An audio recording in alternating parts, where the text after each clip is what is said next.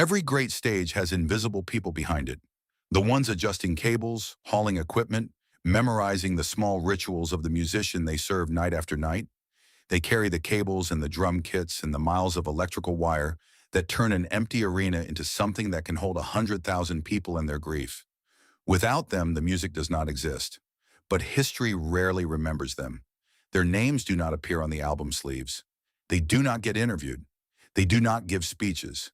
They simply show up, do the work, and disappear back into the machinery of a touring life that is invisible by design. Crystal Taylor was one of Queen's longest-serving and most loyal road companions, the man who checked Roger Taylor's drum kit before every show, who arranged Freddie Mercury's stage costumes, who shared that fragile pre-show silence with him night after night for years. But what separated Crystal Taylor from an ordinary road technician was not what he did. It was what he saw. Freddie Mercury constructed a character capable of filling stadiums of 200,000 people. That character was so complete, so precisely engineered, that most of the world never understood where the real Freddie ended and the performance began. The voice was real, the talent was real, but everything wrapped around it, the costumes, the persona, the relationship with an audience of 60,000 strangers, was architecture. A brilliant, deliberate structure built to contain and project something that would otherwise have been impossible to share. And like all great architecture, it required enormous, invisible labor to maintain. But Crystal saw behind it. He saw the man sitting alone in the dressing room before the lights came up. He heard Freddie singing softly to himself in the corridor, testing the effect of tiredness on his voice, checking the instrument before he committed it to the performance. He witnessed that first breath, that first collapse, that first honest moment when Freddie came off stage and became himself again, the shoulders dropping, the jaw relaxing, the extraordinary controlled energy of the previous 2 hours suddenly gone. And he told none of it to anyone. This was not accidental. Silence was the unwritten law of Freddie Mercury's inner world, not a formal contract, not a signed agreement, simply the code of people who understood what they had been given access to and what it meant to honor it. Paul Prenter broke that code. He sold what he knew to the tabloids for £32,000 and spent the rest of his life defined by that single act. He is not remembered for anything else. The code existed precisely because of the vulnerability that came with trusting people enough to let them close. Freddie Mercury had let very few people truly close. Those he had trusted with his private self understood, instinctively or consciously, that what they carried was not theirs to spend. Crystal was different from Prenter in every way that mattered. He did not merely refrain from breaking the code, he carried it as though it were something sacred. Through the years of Freddie's illness, through his death, through the books and documentaries and tribute concerts and biopics that followed, through 3 decades of a world reshaping the man he had known into something more convenient, more symmetrical, more mythological than any single human being could actually be. To understand what Crystal saw, you have to understand the specific world that Queen inhabited during their peak years.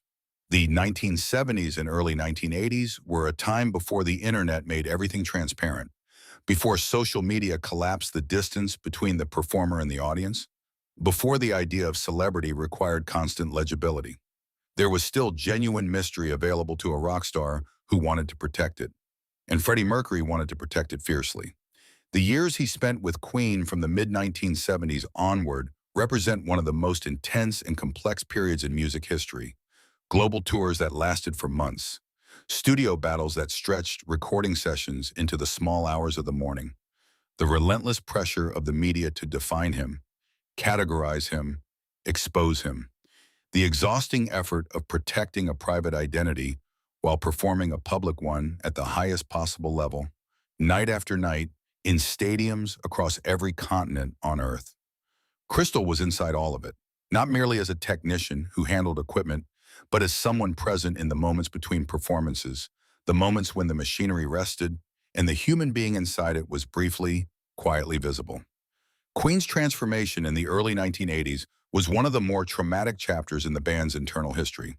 The Hot Space album's commercial and critical disappointment in 1982 arrived like a verdict on a gamble that had not paid off. It brought the band to the edge of something that might have been collapse. The internal tensions during that period were not abstract creative differences. They were specific, heated, sometimes devastating arguments between four people who had spent a decade building something together and now genuinely disagreed about what it should become. Some nights, the tension backstage was so thick that conversation felt not merely pointless, but actively dangerous. Crystal saw those nights. He witnessed the arguments, the silences that followed arguments, the careful reconstruction of working relationships that had to happen before anyone could walk out onto a stage together and pretend that everything was unified. He watched Brian May's perfectionism consume him through hours of repetition on a single guitar figure that no one else in the room could hear the problem with. He watched Freddie's impatience and generosity in conflict with each other in the same hour. And through all of it, he kept his silence, because these were not his stories to tell. They belonged to the people living them. Live Aid arrived in July of 1985 at Wembley Stadium and changed everything that came after it.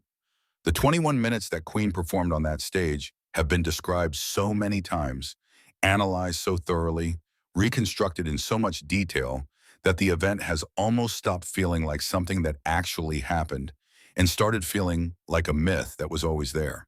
But it happened. 72,000 people were present in that stadium, and something close to 2 billion watched on television across the world. What almost no one knows is what the morning of that day looked like from the inside.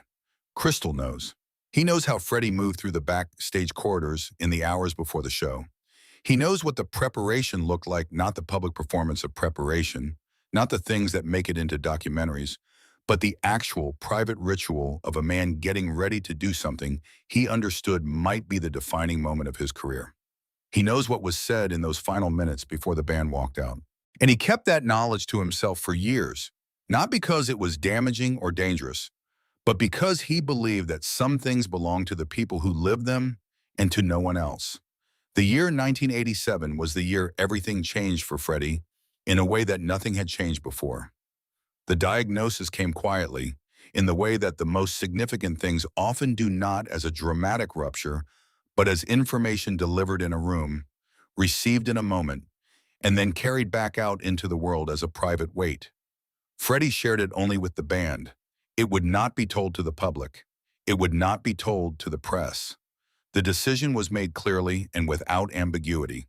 For as long as it was humanly possible, the world would continue to see Freddie Mercury as a man who performed with his full voice and energy intact, who was present and powerful and entirely himself.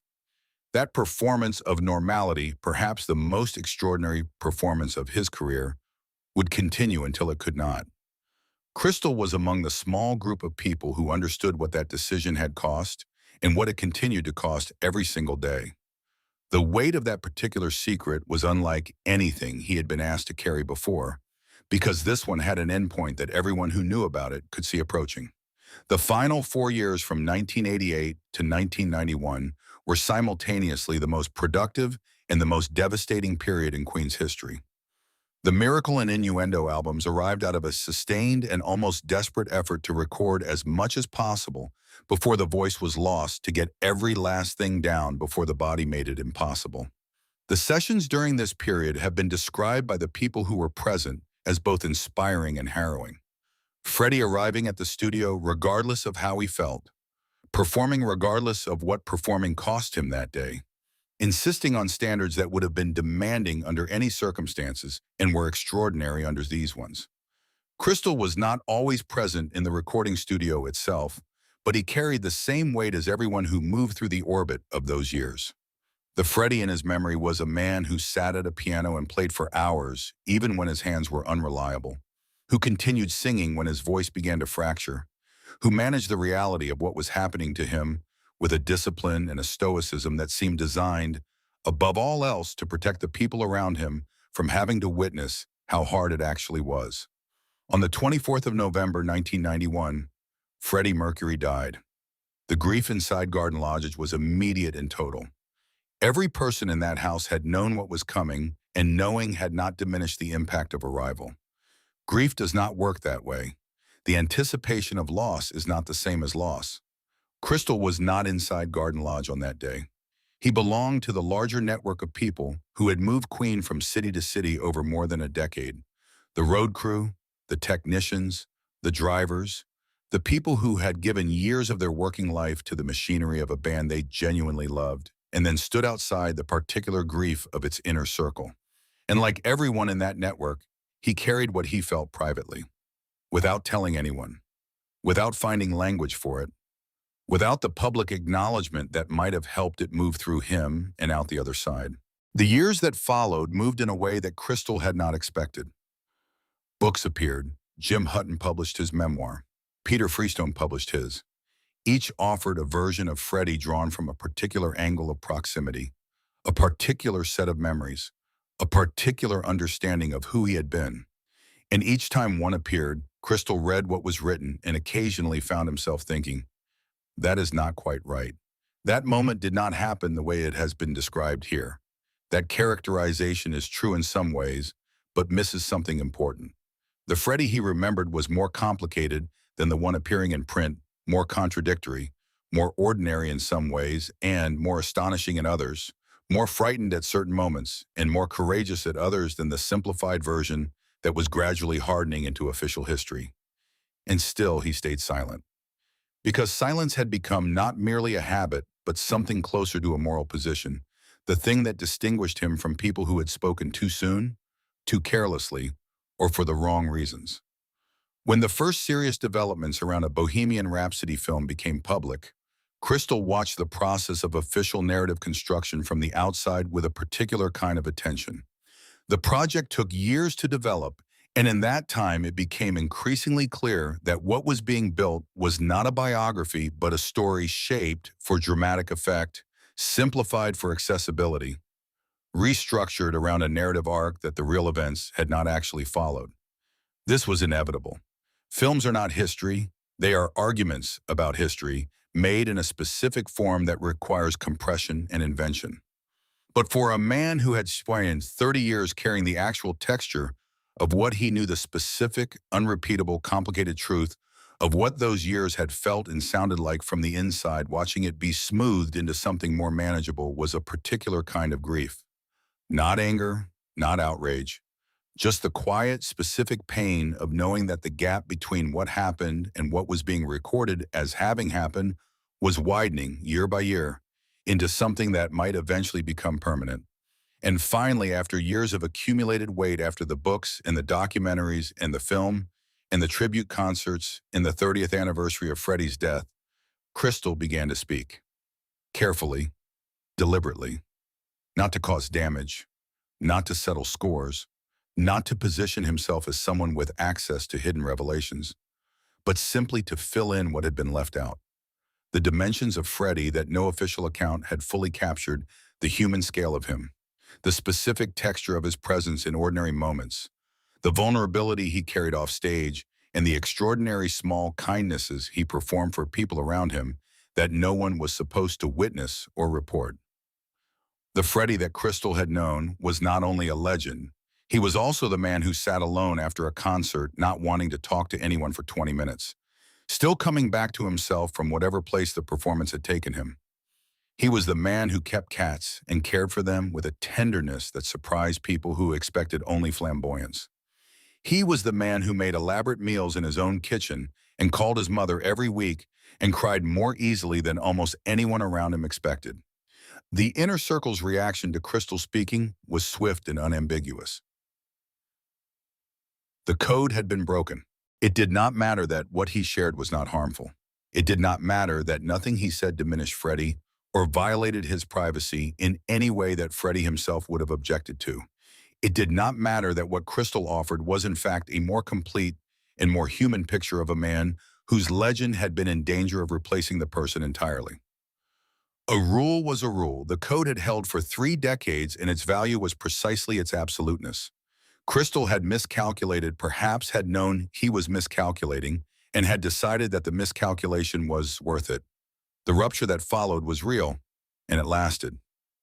What is striking, looking at this story from the outside, is how precisely it mirrors the central conflict of Freddie Mercury's own life. Freddie Mercury never wanted to be a symbol. He understood, with the particular clarity of someone who had built a symbol from the raw material of himself, exactly what a symbol costs and what it cannot contain. He had allowed himself to become one because the stage required it, because the music demanded it, because the audience needed something larger than a single human being to attach their love to. But in his private life, he had insisted always on being a person complicated, contradictory, neither entirely the wild, flamboyant creature of the performances, nor entirely the shy, domesticated man of the private hours, but something more interesting and more difficult than either. And Crystal, in speaking, was trying to give that person back to the world that had replaced him with a monument. The inner circle's anger was a frozen form of love. We want to preserve the people we have lost exactly as we last held them.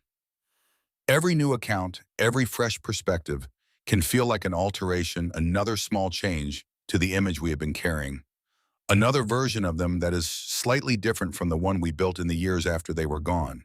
This is perhaps the most human thing about grief, the way it calcifies around a particular picture and treats any addition as a threat. Crystal understood this. He had felt it himself in his own realm, across his own decades of loss.